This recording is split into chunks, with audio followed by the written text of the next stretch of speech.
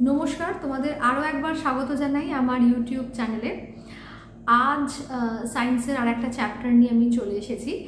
Class 9-এর term 1 সিলেবাসের is matter around us pure, এই চ্যাপ্টারের উপর আমি এর আগের ভিডিওটা দিয়েছিলাম। আজকের ভিডিওটা হচ্ছে পিওর সায়েন্সের ঠিক এর পরের চ্যাপ্টার। মানে মাঝখানে তোমরা যদি সিলেবাস দেখো তাহলে দেখবে is matter around us pure, তারপর কিছু বায়োলজিক্যাল চ্যাপ্টার রয়েছে। তো আমি তোমাদের বায়োলজিক্যাল চ্যাপ্টারগুলো প্রোভাইড করছি না, আমি ফিজিক্স আর কেমিস্ট্রি চ্যাপ্টারগুলোর উপর ডিসকাশন, তার ইম্পর্টেন্ট কোয়েশ্চেন আনসার, এইগুলোর উপরে আমি একের পর এক তোমাদের ভিডিও দেব। তো ক্লাস 9-এর ওই চ্যাপ্টারটা, ফার্স্ট চ্যাপ্টারটা হওয়ার পর সেকেন্ড চ্যাপ্টারে আসছি আমি ফিজিক্সের একটা পার্ট, সেটা হচ্ছে মোশন। ঠিক আচ্ছা, তো মোশন থেকে যে যে টপিকগুলো আমরা পড়ছি, তো সেই টপিকগুলো আগে প্রথমে আলোচনা করে নিই। মানে আমাদের ভালো করে বুঝতে হবে কোনগুলো এক্স্যাক্টলি পড়বো, তার বাইরে যেগুলো থাকবে ডেফিনেটলি আমরা সেগুলো বাদ দিতে পারি, তাই তো? আচ্ছা, তো প্রথম যেটা পড়তে হচ্ছে ডেফিনেটলি তুমি মোশন চ্যাপ্টার যেহেতু পড়ছো, তাহলে মোশনের ডেফিনেশন, মোশন বলতে কি বোঝো, মোশনের কমন আইডিয়া। আফটার দ্যাট আসছে ডিস্টেন্স, ডিসপ্লেসমেন্ট, অর্থাৎ ডিস্টেন্স বলতে কি বুঝি, ডিসপ্লেসমেন্ট বলতে কি বুঝি, এদের এসআই ইউনিট কোনটা, স্কেলার রাশি কোনটা, মানে কোনটা স্কেলার কোয়ান্টিটি, কোনটা ভেক্টর কোয়ান্টিটি, তাদের ডিফারেন্সটা কি, এইগুলো। নেক্সট আসবো velocity, uniform and non-uniform motion along a straight line. Velocity definition, SI unit. After that, which quantity, scalar or vector. Then uniform and non-uniform. Uniform বলতে কি বুঝবো, non-uniform বলতে কি বুঝবো। আর একটা কথা যেটা পরের যে লাইনটা লেখা রয়েছে, অ্যালং আ স্ট্রেট লাইন। তো আমরা জানি কোনো মানে অবজেক্ট যখন মুভ করে তখন তো সে শুধু স্ট্রেট লাইনে যায় না, সে কার্ভ লাইনেও যায়। কিন্তু কার্ভ লাইনটা আমাদের আলোচনার বিষয় নয়। Strictly we will discuss on the topic of straight line. Okay, next acceleration, distance time, velocity time graph for uniform and uniformly accelerated motion. So তার মানে এখানে আমরা যে গ্রাফগুলো সম্পর্কে ডিসকাস করব সেটাও কিন্তু নন ইউনিফর্ম মোশনের জন্য নয়। তো সেই মোশন যেটা ইউনিফর্ম হইতে হবে অ্যান্ড ইউনিফর্মলি অ্যাক্সিলারেটেড মোশন। ওকে, আচ্ছা, next derivation of equation of motion by graphical method, এটা না খুব দরকারি। এখানে বুঝে দেখো, আগে যে সিলেবাসটা তোমাদের ছিল সেখানে ডিরাইভেশনটা দুটো প্রসেসেই করতে হতো, মানে derivation by graphical method, derivation by algebraic method. তো আমি জানি 80% স্টুডেন্ট কমফোর্টেবল ছিল অ্যালজেব্রিক মেথডে, ওটা খুব সোজা সহজ প্রসিডিওর। তো গ্রাফিক্যাল মেথডটা স্টুডেন্টরা চাইতো একটু এড়িয়ে যেতে, ইগনোর করতে। কেন, এটা গ্রাফ একটা আঁকতে হয়, তো গ্রাফ আঁকার পর সেই গ্রাফটা দেখে যে ইকুয়েশন অফ মোশন থাকে সেগুলোকে ডিরাইভ করতে হয়। তো এবারে নিউ সিলেবাসে সেই ইগনোর করব, একটু অ্যাভয়েড করব, ওই জায়গাটা আর নেই। মানে গ্রাফিক্যাল রিপ্রেজেন্টেশনটা তোমাদেরকে অবশ্যই করতে হচ্ছে।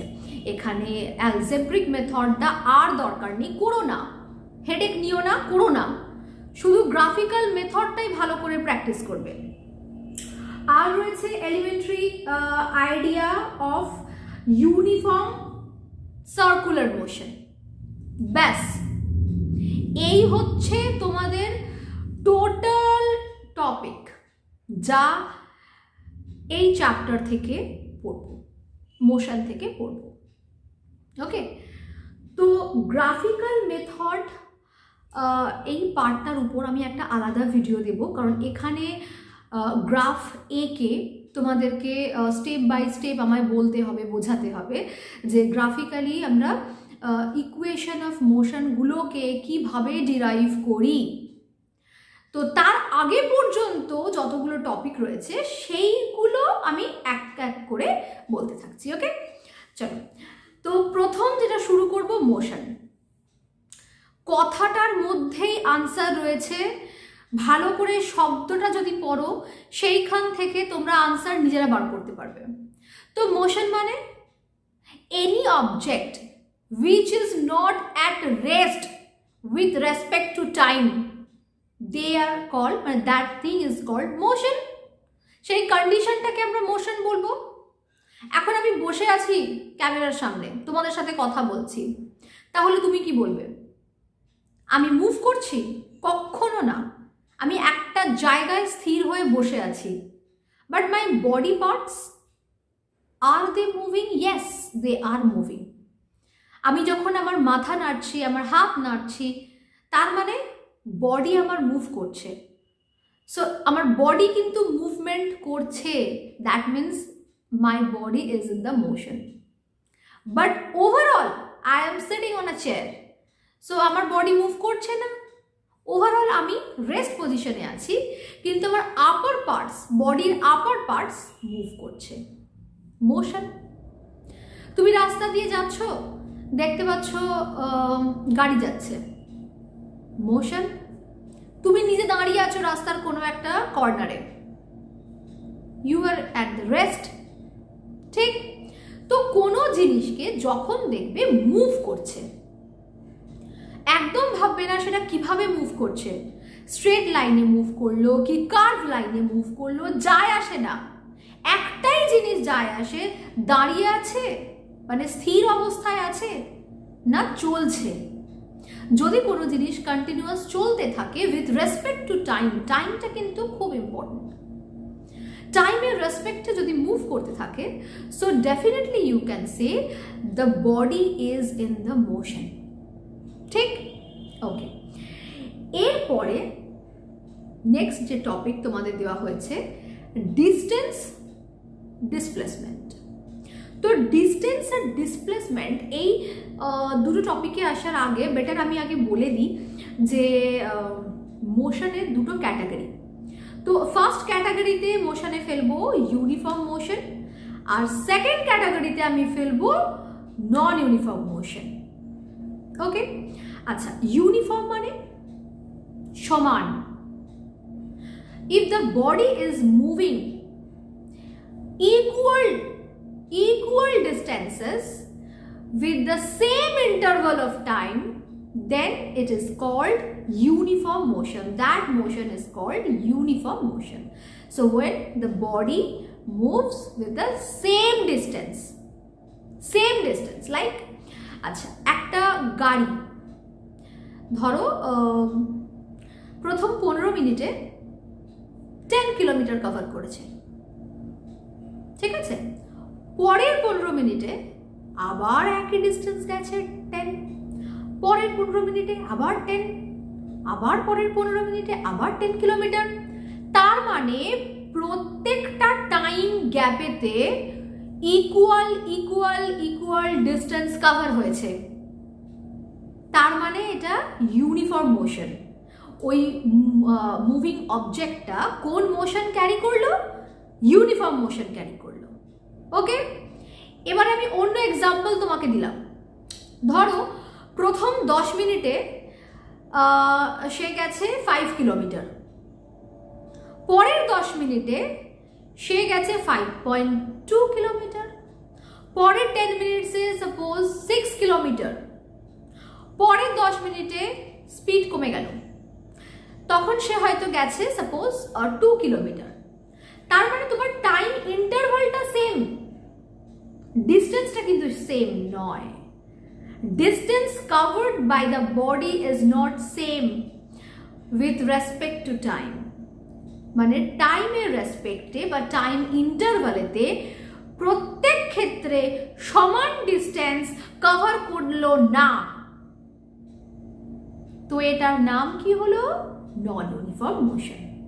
তো বোঝা গেল, when the object cannot cover the equal distance with respect to same interval of time, then it is called non-uniform motion. Okay? তো ইউনিফর্ম মোশন, নন ইউনিফর্ম মোশন দুটো পরিষ্কার? আচ্ছা, এর পরের যে টপিক, এবারে আমি বলবো ডিস্টেন্স আর ডিসপ্লেসমেন্টের গল্প। তো শুনতে একই রকম লাগে, মাঝে মাঝে আবার গুলিয়েও যায় কোনটা ডিস্টেন্স কোনটা ডিসপ্লেসমেন্ট, কিন্তু ভালো করে কনসেপ্টটা বোঝা থাকলে গোলাবে না। ডিস্টেন্স বলতে বোঝায় ওভারঅল বা টোটাল কতটা ডিস্টেন্স বা কতটা জায়গা, কতটা প্লেস তুমি কভার করেছো, সেটা হচ্ছে ডিস্টেন্স। ওভারঅল বা টোটাল কতটা জায়গা, কতটা প্লেস কভার করলে, সেটাকে বলে ডিস্টেন্স। সেটা তুমি যে কোনোভাবে যাও, তুমি অ্যালং স্ট্রেট লাইন যেতে পারো, তুমি অ্যালং কার্ভ লাইন যেতে পারো, কোনো যায় আসে না। আমি শুধু কাউন্ট করব কতটা প্লেস, কতটা এরিয়া তুমি কভার করে আসলে, বাস এইটুকুই। কিন্তু যখন ডিসপ্লেসমেন্ট আমি কাউন্ট করব, পুরো আলাদা। তখন কিন্তু আমি অবশ্যই দেখব যে তুমি কিভাবে গেছো, স্ট্রেট লাইনে গেছো না কার্ভ লাইনে গেছো। If you are going through a curved line, I will not calculate the displacement of the object. Yes? If I am going through the straight line, in that case only I calculate the displacement. যদি straight line বরাবর তুমি গিয়ে থাকো তবেই তোমার displacement আমি measure করতে পারবো। আর কার্ভ লাইন বরাবর গেলে আমার পক্ষে ডিসপ্লেসমেন্ট, আমার কেন কারোর পক্ষে তোমার ডিসপ্লেসমেন্ট কাউন্ট করা সম্ভব নয়। কারণ ডিসপ্লেসমেন্ট আমরা সবসময় স্ট্রেট লাইন বরাবর মেজার করি। আর ডিসপ্লেসমেন্টের ক্ষেত্রে ডিস্টেন্সের ক্ষেত্রে কোনো ম্যান্ডেটারি রুল নেই। ডিস্টেন্স যখন কভার করবে যে কোনোভাবে তুমি কভার করতে পারো, কিন্তু স্রেফ ডিসপ্লেসমেন্টের বেলাতে মাথায় রাখবে, অবশ্যই ভুলবে না, আমরা স্ট্রেট লাইনটাই ফলো করব। তো এখান থেকে একটা কোয়েশ্চেন আসে, short question, which one is a vector quantity?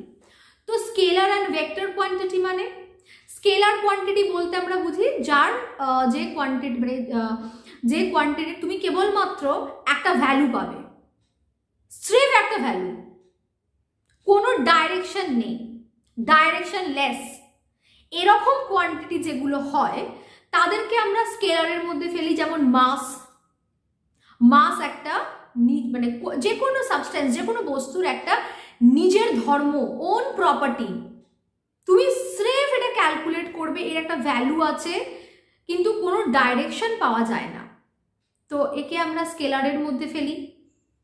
আর যদি দেখা যায় কোনো কোয়ান্টিটি মেজার করতে গিয়ে তার ভ্যালু আছে অ্যাজ ওয়েল অ্যাজ তার একটা স্পেসিফিক ডাইরেকশন আছে, তখন কিন্তু আমি ভেক্টর, কি বললাম, ভেক্টর কোয়ান্টিটির মধ্যে একে ফেলবো।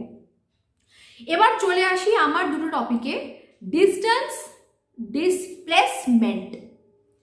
ডিস্টেন্স মানে যেটা বললাম তার নির্দিষ্ট কোনো ডাইরেকশন নেই, যে কোনোভাবে আমি ওকে ক্যালকুলেট করতে পারি। তাহলে এটা কোন কোয়ান্টিটি? স্কেলার। আর ডিসপ্লেসমেন্ট মানে একদম স্ট্রেট লাইন বরাবর, তাহলে এর একটা ডাইরেকশন আছে অ্যাজ ওয়েল অ্যাজ ভ্যালু তো আছেই, তো আমি একে কি বলবো? ভেক্টর কোয়ান্টিটি বলবো।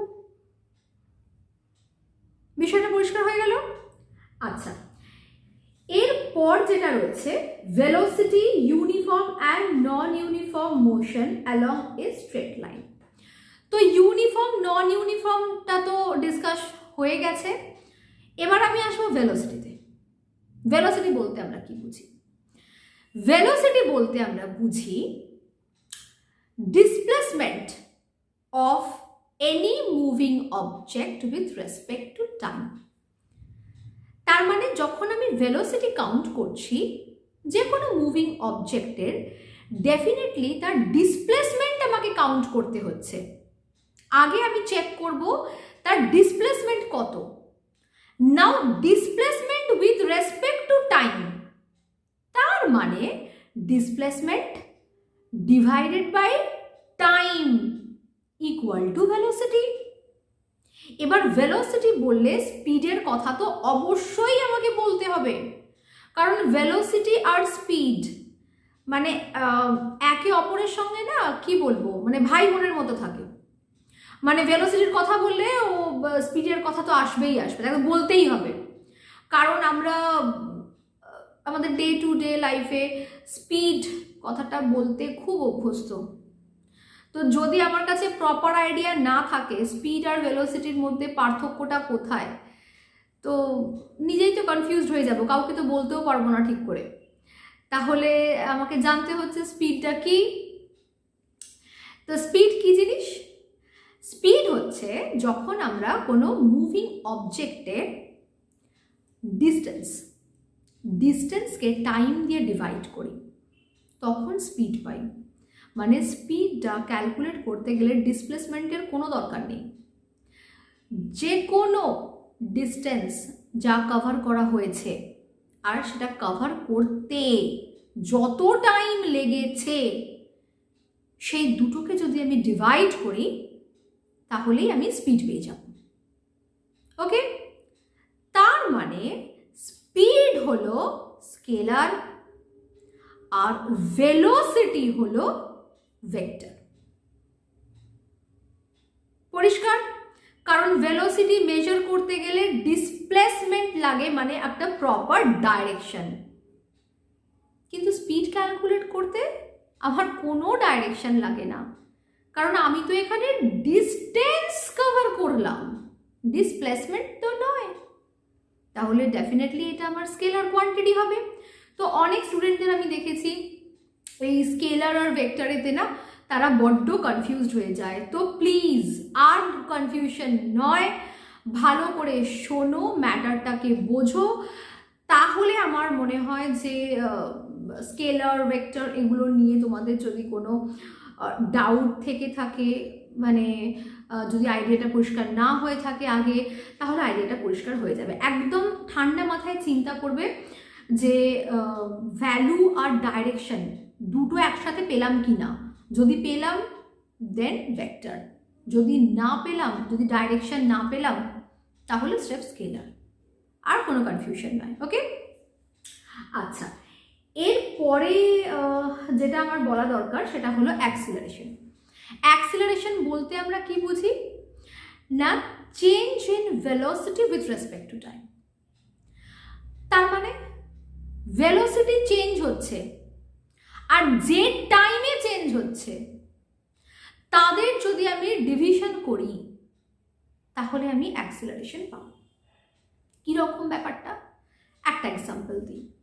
ধরো একটা কার মুভ করছে with 15 kilometre per hour velocity, ঠিক আছে? 2 ঘন্টা পর, আফটার 2 আওয়ার্স, তো নতুন যে ভেলোসিটি সেটা কত হয়ে গেছে, ধরো আগে ছিল 15, এখন হয়ে গেছে 15.5, ঠিক?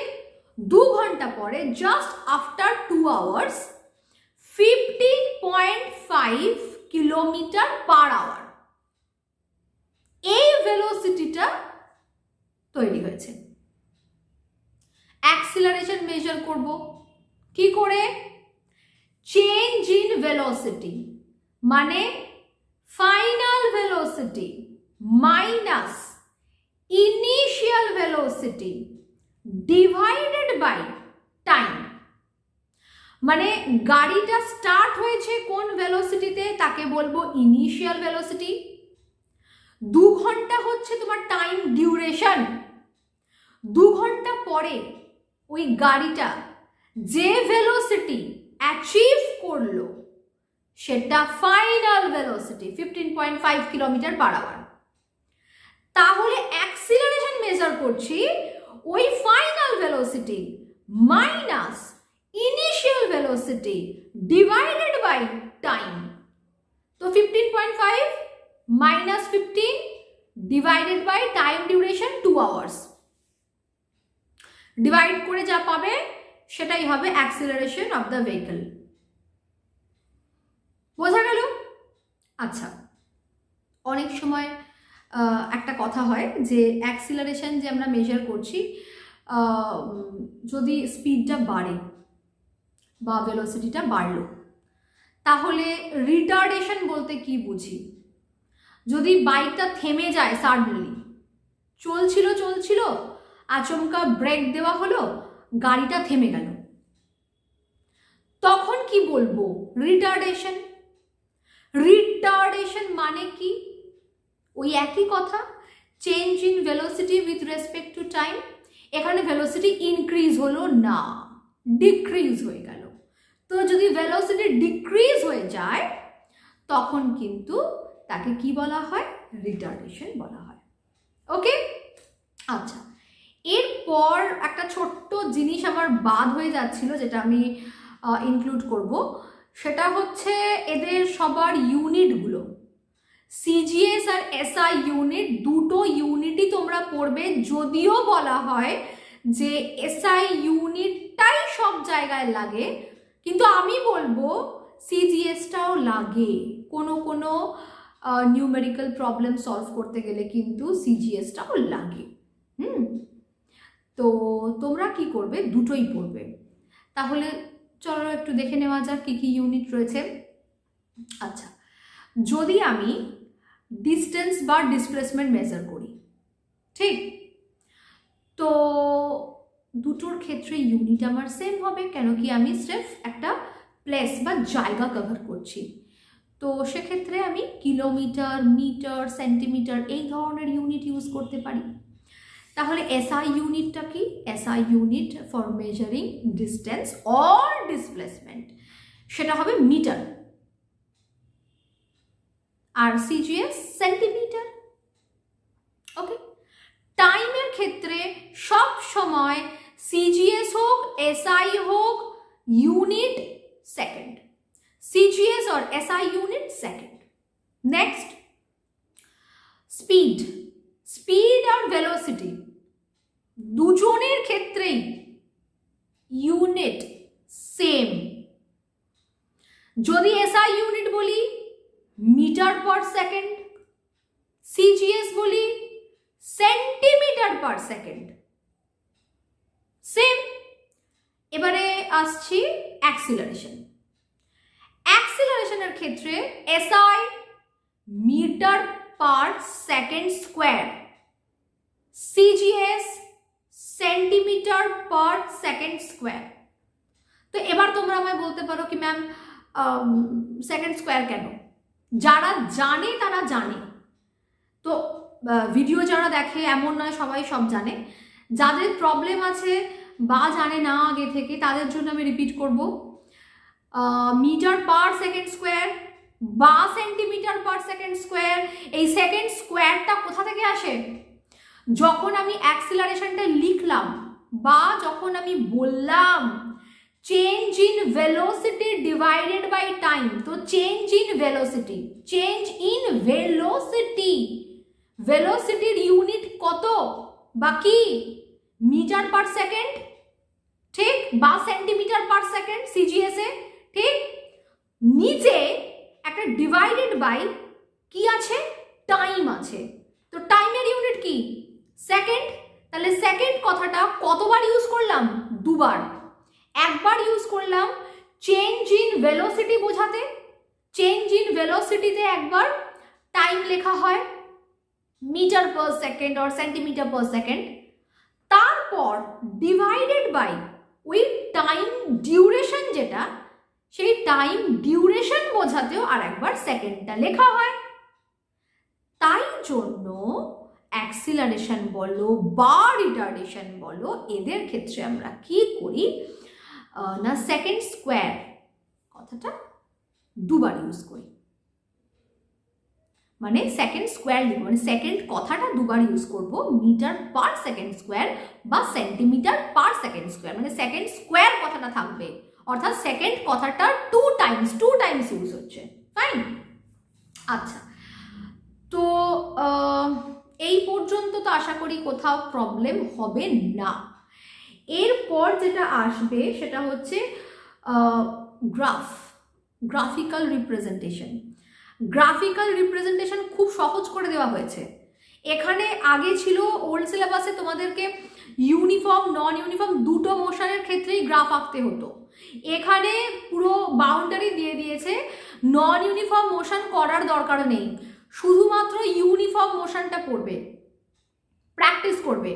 আর একটা কথা, আমি স্টুডেন্টদের খাতায় দেখেছি যে ভীষণভাবে একটা ব্যাড হ্যাবিট রয়েছে পেন ইউজ করার। প্লিজ করো না, প্লিজ করো না, পেন ইউজ করো না। যখন কোনো গ্রাফ আঁকবে তখন ভালো করে পেন্সিলটাকে দেখবে, পেন্সিল যেন শার্প থাকে, একটা শার্প পেন্সিল নাও, স্কেল নাও, স্কেল পেন্সিল দিয়ে সুন্দর করে গ্রাফ আঁকো। অ্যান্ড বিলিভ মি, গ্রাফেতে পুরো নম্বর পাওয়া যায়। তোমার গ্রাফ যদি নিট অ্যান্ড ক্লিন হয় তো কোনো টিচার তোমার গ্রাফের জন্য মার্কস কাটবে না, মার্কস কিচ্ছু রিডিউস হয় না। যেমন তুমি আঁকবে তেমন তুমি নাম্বার পাবে। তোমার পেন্সিল ভোঁতা, তুমি এঁকেছো, ইরেজার ইউজ করেছো, মুছেছো, তো কি হয়েছে? পেন্সিলের মার্কগুলো রয়ে গেছে। আর একজন ধরো করেছে যার আঁকাটা, যার ডায়াগ্রামটা ভীষণ নিট অ্যান্ড ক্লিন হয়েছে, কার ইমপ্রেশন ভালো হবে? ডেফিনেটলি যে পরিষ্কার এঁকেছে, পরিষ্কার পরিচ্ছন্নতার জন্য কিন্তু অবশ্যই ইমপ্রেশন চেঞ্জ হয়। যদি কেউ বলে না হয় না, কোনো ম্যাটার করে না, তাহলে আমি বলবো সে ভুল বলছে। কারণ ম্যাটার করে, অনেকটাই ম্যাটার করে খাতা দেখার সময়। তো আমি সেই এক্সপিরিয়েন্স থেকেই তোমাদেরকে বলছি, যখন গ্রাফ আঁকবে তখন অবশ্যই গ্রাফ পেন্সিলে আঁকো, পেন্সিলটা ভালো করে শার্প করে রাখো, স্কেল ইউজ করো। আচ্ছা, এবার গ্রাফ আঁকা নিয়ে আমায় কটা কথা বলতেই হবে। গ্রাফ আঁকতে গেলে একটা এক্স অ্যাক্সিস, একটা ওয়াই অ্যাক্সিস, এক্স ওয়াই দুটো অ্যাক্সিস আঁকবো, ঠিক? X axis horizontal and Y axis হবে ভার্টিক্যাল, রাইট? তারপর কি করব? যদি ডিস্টেন্স ভার্সেস টাইম গ্রাফ আঁকি, টাইমটাকে এক্স অ্যাক্সিস বরাবর আর ডিস্টেন্স ওয়াই অ্যাক্সিস বরাবর লিখলাম। তারপরে কি বলেছে? ইউনিফর্ম মোশন, মানে মোশনটা মানে চেঞ্জ হচ্ছে না, ইউনিফর্ম ভেলোসিটি, ইউনিফর্ম মোশন, মানে কোনো কিছু ভ্যারি করছে না বাবা, একবারে সেম ইকুয়াল ডিস্টেন্স কভার করছে। তার মানে গ্রাফও হবে স্ট্রেট, গ্রাফের মধ্যে কোনো কার্ভ লাইন আসবে না। এই জেনারেল কনসেপ্টটা প্রথমে মাথায় রাখো যে গ্রাফ কিন্তু স্ট্রেট হবে, গ্রাফ কিন্তু কার্ভ হবে না, পেন্সিল বাঁকিয়ে দেবে না, একদম সোজা রাখবে, স্কেলটাকে পুরো স্ট্রেট ধরবে, ধরে ড্র করবে।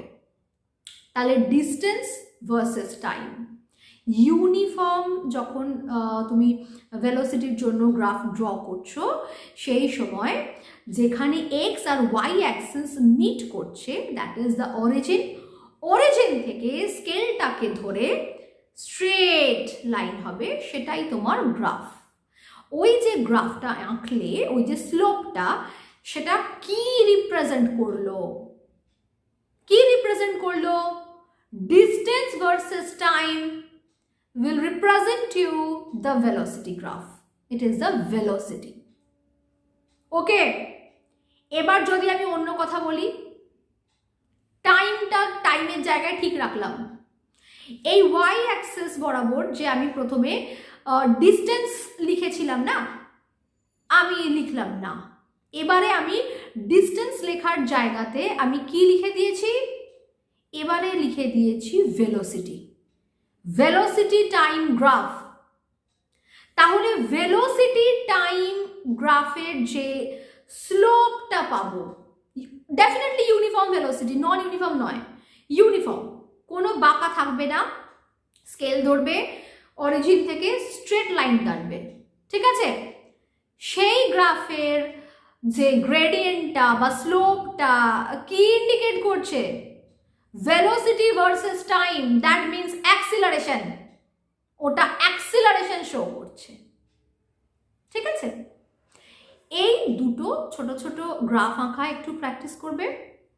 আর গ্রাফিক্যাল মেথডে কিভাবে তোমরা ইকুয়েশন অফ মোশন সেটাকে ডিরাইভ করবে, তার জন্য আমি একটা আলাদা ভিডিও তোমাদেরকে দেব।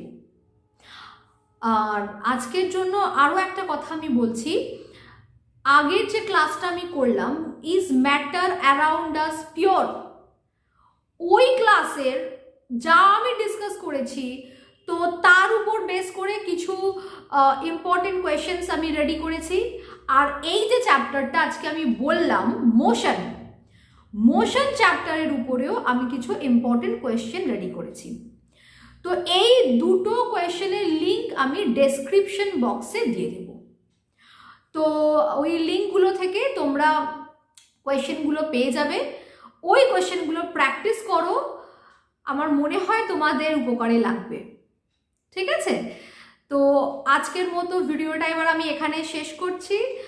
আর একটা খুব দরকারি কথা, তোমরা সবাই যতটা পারা যায় বাড়িতে থাকো, ভালো থাকো, সুস্থ থাকো। এখন দেখতেই পাচ্ছ বাইরের অবস্থা খুব একটা ভালো নয়, খুব দরকার না পড়লে বাড়ি থেকে বেরিও না। বাড়িতে থাকো, ভালো থাকো, সুস্থ থাকো। ঠিক আছে, আজকের মতন আমার ভিডিওটা এই পর্যন্তই। এরপরের ভিডিওতে আবার দেখা হচ্ছে। শুভরাত্রি।